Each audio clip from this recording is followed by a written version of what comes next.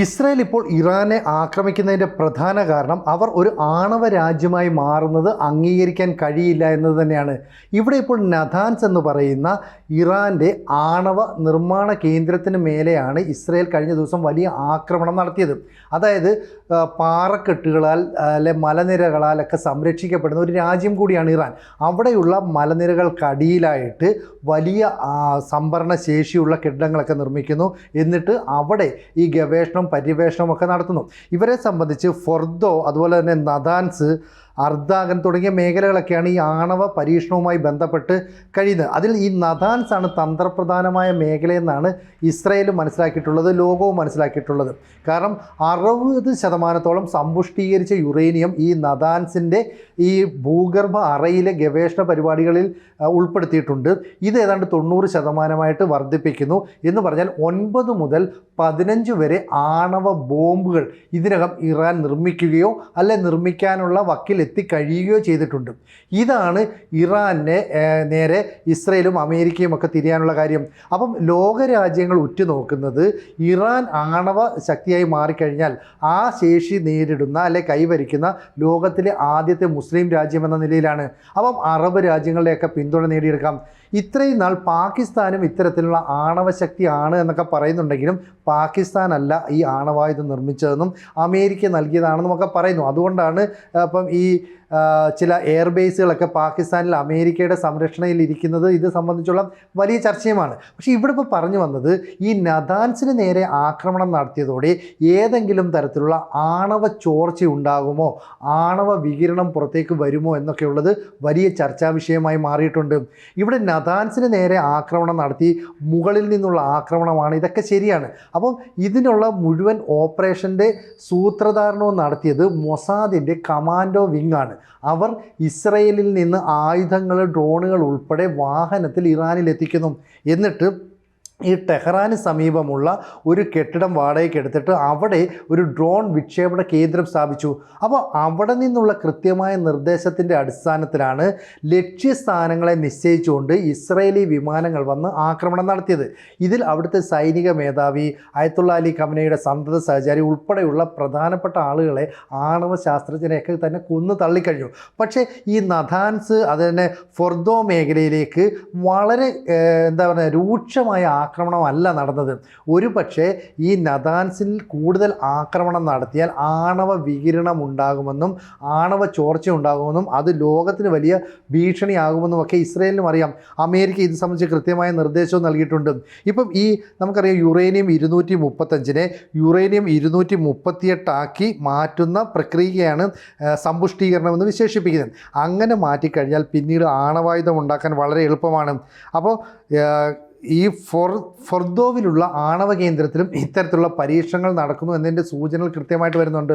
അതുകൊണ്ടാണ് international atomic energy ഏജൻസിയുടെ ഉദ്യോഗസ്ഥർ ഇറാനിൽ സന്ദർശനം നടത്തിയപ്പോൾ അവിടെ സമ്പുഷ്ടീകരിച്ച യുറേനിയം ഇനി വെച്ചുകൊണ്ടിരിക്കാൻ പാടില്ല എന്ന നിർദ്ദേശം UN നൽകിയത്.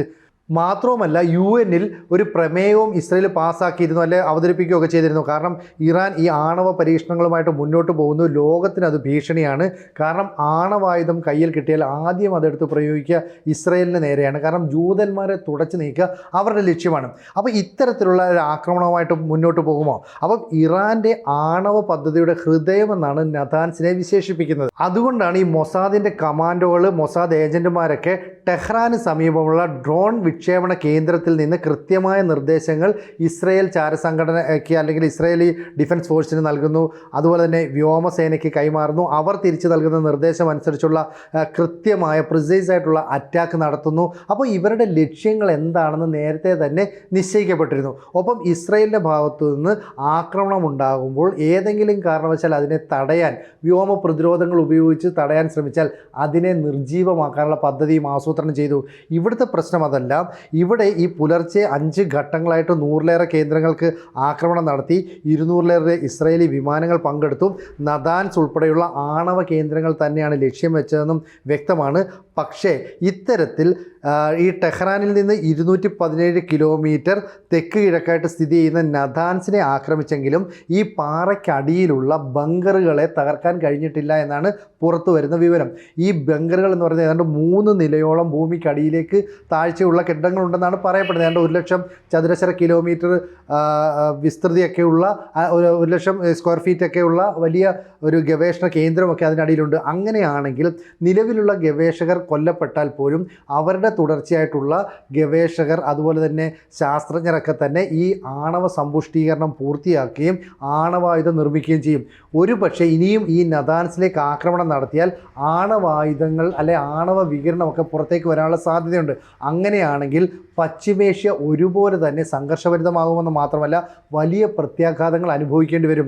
നമുക്കറിയാം ഹിരോഷിമയിലും നാഗസാക്കിയിലും അമേരിക്ക ആണവ ബോംബുകൾ ഇട്ടതിന് ശേഷം എത്രയോ വർഷമാണ് ജപ്പാൻ അതിൻ്റെ പ്രത്യാഘാതങ്ങൾ അനുഭവിക്കേണ്ടി വന്നത്. ഇപ്പോഴും അത് അനുഭവിക്കേണ്ടി വരുന്നുണ്ട്. അന്ന് ഉപയോഗിച്ചതിനേക്കാൾ കൂടുതൽ നൂതന സാങ്കേതിക വിദ്യകൾ ഉപയോഗിച്ചാണ് ഇന്ന് ആണവായുധങ്ങൾ നിർമ്മിക്കുന്നത്.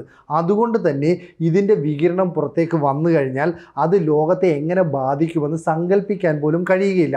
അപ്പോൾ ഇറാൻ എന്ന് പറയുന്ന രാജ്യം പൂർണ്ണമായിട്ടും തകർന്നു പോകും, ഇനി പിടിച്ചു നിൽക്കാൻ സാധ്യമല്ല എന്ന് തോന്നുന്ന ഒരു സാഹചര്യത്തിൽ ആയത്തുള്ള അലി ഖമനയെ പോലെയുള്ള മത നേതാക്കൾ അന്ധമായ തീരുമാനമെടുക്കുമോ എന്ന് ലോകത്തിനും ഭയമുണ്ട്. അതുകൊണ്ടാണ് ആയത്തുള്ള അലി ഖമനയ്ക്കെതിരെ കൃത്യമായ നീക്കം നടത്തുകയും അയാളുടെ സന്തത സഹചാരി ഉൾപ്പെടെ ഇസ്രായേൽ കൊലപ്പെടുത്തുകയും ചെയ്തതും. ഇതിനുശേഷം മൊസാദ് ട്രംപുമായിട്ട്, ഇന്ത്യൻ പ്രധാനമന്ത്രി നരേന്ദ്രമോദിയുമായിട്ട്, ഫ്രഞ്ച് പ്രസിഡന്റ് ഇമ്മാനുവൽ മാക്രോണുമായിട്ടൊക്കെ തന്നെ ഫോണിൽ സംഭാഷണം നടത്തുകയും ചെയ്തു. ഈ സംഭാഷണം നടത്തിയത് തങ്ങൾക്കുള്ള ഒരു പിന്തുണ ഉറപ്പാക്കാൻ വേണ്ടിയിട്ടാണ്. ഏതെങ്കിലും തരത്തിൽ ഒരു ആണവ ചോർച്ചയുണ്ടാക്കി രാജ്യത്ത് വലിയ സംഘർഷ സമാനമായ സാഹചര്യം ഒരുക്കാൻ പോലും ഇറാൻ മടിച്ചേക്കില്ല എന്ന് UN ഭയപ്പെടുന്നുണ്ട്. അതുകൊണ്ടാണ് നഥാൻസിലേക്ക് ആക്രമണം നടത്തിയെങ്കിലും അവിടുത്തെ ആണവ കേന്ദ്രങ്ങളെ കംപ്ലീറ്റ് ആയിട്ട് തകർക്കുന്ന ഒരു നിലപാടല്ല ഇസ്രായേൽ സ്വീകരിച്ചത്. ഒരു പക്ഷേ ആക്രമണത്തിന് തുടക്കം മാത്രമേ നടത്തിയിട്ടുള്ളെന്നും വരും ദിവസങ്ങളിൽ വരും മണിക്കൂറുകളിൽ ശക്തമായ തിരിച്ചടി ഉണ്ടാകുമെന്നും ഉറപ്പാണ്. അതുകൊണ്ടാണ് ജെറുസലേമിലെയും അതുപോലെ തന്നെ ടെല്ലവീവിലേക്കുമൊക്കെ ഇറാൻ ആക്രമണം നടത്തിയെങ്കിലും അത്തരത്തിലുള്ള ആക്രമണത്തിന് ശക്തമായ തിരിച്ചടി ഉടൻ തന്നെ ഇസ്രായേൽ നൽകാതിരുന്നത്. ഇപ്പം ഇറാൻ പറയുന്ന അവരുടെ 80-ലധികം ആളുകൾ കൊല്ലപ്പെട്ടു. ഏറിയ പങ്കും സ്ത്രീകളും കുട്ടികളുമാണ്. സ്വാഭാവികമായിട്ടും പൊതുജനങ്ങളായിട്ടുള്ള ആളുകൾ വസിക്കുന്ന മേഖലയിലാണ് ഇവർ ആക്രമണം നടത്തിയെന്ന് പറയുന്നു. തിരിച്ച് ഇവർ പറയുന്നു ഞങ്ങൾ ഇസ്രായേലിൻ്റെ വിമാനങ്ങൾ വെടിവെച്ചിട്ടിട്ടുണ്ട്, അതുപോലെ തന്നെ അവരുടെ കുറേ അധികം ആളുകളെ കൊലപ്പെടുത്തിയിട്ടുണ്ടെന്ന് പറയുന്നു. അപ്പോൾ ഇസ്രായേൽ പറയുന്നത് ഞങ്ങളുടെ ഒരു വനിത ഇസ്രായേലിക്കാരിയായ ഒരു വനിത കൊല്ലപ്പെട്ടു, ബാക്കി 40ഓളം പേർക്ക് പരിക്ക് പറ്റി, അതിനപ്പുറത്തേക്ക് പ്രശ്നങ്ങളൊന്നുമില്ല. കാരണം അയൺ ഡോം ഉൾപ്പെടെയുള്ള പ്രതിരോധ സംവിധാനങ്ങൾ വെച്ച് ഇതിനെ പ്രതിരോധിക്കാൻ സാധിച്ചു. ഇവിടുത്തെ പ്രശ്നം ഇനിയും ഈ പറയുന്ന ഇസ്രായേൽ ആക്രമണം നടത്തുമ്പോൾ ഈ ആണവ കേന്ദ്രങ്ങളെ പൂർണ്ണമായിട്ടും ഇല്ലാതാക്കാനാണോ ശ്രമിക്കുന്നതെന്നുള്ളതാണ്. ഇൻ്റർനാഷണൽ അറ്റോമിക് എനർജി ഏജൻസി കൃത്യമായ സൂചനകൾ നൽകിയിട്ടുണ്ട്. ഇറാൻ്റെ കൈവശം ആണവായുധം നിർമ്മിക്കാൻ കഴിയുന്നത്ര ശക്തിയുള്ള 90% സമ്പുഷ്ടീകരിച്ച യുറേനിയം കയ്യിലുണ്ട്. ഇവർ ആണവ ആയുധം നിർമ്മിക്കാനല്ല, അത് മനുഷ്യൻ്റെ നന്മയ്ക്കായിട്ട്, ഊർജ്ജ ഉൽപ്പാദനത്തിനായിട്ട്, മെഡിക്കൽ പരീക്ഷണങ്ങൾക്കായിട്ട് എന്നൊക്കെ പറഞ്ഞിട്ടാണ് ഈ ആണവ പരീക്ഷണം നടത്തുന്നത്. എന്തായാലും ഈ രീതിയിൽ മുന്നോട്ട് പോകരുതെന്ന് 5 തവണയായിട്ട് അമേരിക്ക ഇറാനോട് ആവശ്യപ്പെടുന്നു. 5 ഘട്ടങ്ങളിൽ ചർച്ച നടത്തുന്നു. ഇതെല്ലാം തന്നെ അലസി പിരിയുന്നു. ഇതുകൊണ്ടാണ് നെതന്യാഹു ഇനി ഒന്നും നോക്കണ്ട എന്ന് പറഞ്ഞിട്ട് നേരിട്ട് കയറി ഇസ്രായേലിൻ്റെ ഭാഗത്തുനിന്ന് ആക്രമണം നടത്തുന്നത്. ഇപ്പോൾ ട്രംപ് പറയുന്നത് അമേരിക്ക അത് അറിഞ്ഞിട്ടില്ല, ഞങ്ങളൊന്നും ചെയ്തിട്ടില്ല എന്ന് പറയുന്നു. പക്ഷേ ട്രംപിന് അമേരിക്കയ്ക്ക് കൃത്യമായ കണക്കുകൂട്ടലുണ്ട്. ഒരു ആണവ ആയുധം കൊണ്ടുള്ള ആക്രമണം ലോകത്തുണ്ടാകരുത്, തങ്ങൾ ഇറാനെ ആക്രമിച്ചതിലൂടെ ആണവ ചോർച്ച സംഭവിക്കരുത്, ഈ മേഖലയിലൊക്കെ കൃത്യമായ നിരീക്ഷണം നടത്തണം. IAEA ഈ മേഖലയിലൊക്കെ തന്നെ ചില നിരീക്ഷണങ്ങൾ കൃത്യമായി നടത്തുന്നുണ്ട്. ഒരുപക്ഷെ ഇതിൻ്റെ പ്രതിനിധികൾ ഇനി ഇറാനിലേക്ക് വരുന്ന സമയവും വിദൂരമല്ല. പക്ഷേ ഇപ്പം ഇറാനിലെ ജനങ്ങൾ വലിയ ആശങ്കയിലാണ്. കാരണം അവിടുത്തെ സൈനിക മേധാവി ഉൾപ്പെടെ പട്ടാളത്തിൻ്റെ തലപ്പത്തുള്ള 4 പേരും കൊല്ലപ്പെട്ടിരിക്കുകയാണ്. ആണവ ശാസ്ത്രജ്ഞന്മാർ, അതായത് ഇനി ആണവ പരീക്ഷണത്തിൻ്റെ ബുദ്ധികേന്ദ്രമായി അവിടെ ആരും ഉണ്ടാകരുത് എന്ന ഇസ്രായേലിൻ്റെ തന്ത്രം അവർ കൃത്യമായിട്ട് നടപ്പാക്കി. മൊസാദിൻ്റെ ചാരന്മാർ, മൊസാദിൻ്റെ കമാൻഡോകൾ ട്രോജൻ യുദ്ധതന്ത്രം പോലെയാണ് അവിടെ ഒരു ഡ്രോൺ വിക്ഷേപണ കേന്ദ്രം സ്ഥാപിച്ചുകൊണ്ട് ഇറാനുള്ളിൽ തന്നെ ആക്രമണം നടത്തിയത്. ഈ തന്ത്രം ഇറാനെ ശരിക്കും പറഞ്ഞാൽ തളർത്തിക്കളഞ്ഞു. അതുകൊണ്ടാണ് 200-ലേറെ യുദ്ധവിമാനങ്ങൾ ഇസ്രയേൽ അയച്ചിട്ടും അവർക്ക് പ്രതിരോധിക്കാൻ കഴിയാതിരുന്നത്. പക്ഷേ ഇപ്പോൾ ഇറാൻ ചെയ്തൊരു കാര്യമുണ്ട്. കുറേ അധികം മിസൈലുകൾ, അതായത് ബാലിസ്റ്റിക് മിസൈലുകളൊക്കെ തന്നെ ഇസ്രയേലിലേക്ക് അയച്ചു. അത് ഇറാഖ്, ജോർദാൻ തുടങ്ങിയ രാജ്യങ്ങൾ കടന്നാണ് പോയത്. അപ്പോൾ ഇസ്രയേലും ഇങ്ങോട്ടേക്ക് ആക്രമണം നടത്തുമ്പോൾ ഒട്ടനവധി അറബ് രാജ്യങ്ങളുടെ വ്യോമാതിർത്തി കടന്നാണ് ഈ ആക്രമണം നടത്തുന്നത്. അപ്പോൾ ഈ അറബ് രാജ്യങ്ങളുടെ എല്ലാം പിന്തുണ ഇസ്രയേലിനുണ്ട്, അമേരിക്കയ്ക്കുണ്ട്. ഇനി ഇറാൻ നൽകിയ മറ്റൊരു മുന്നറിയിപ്പുണ്ട്.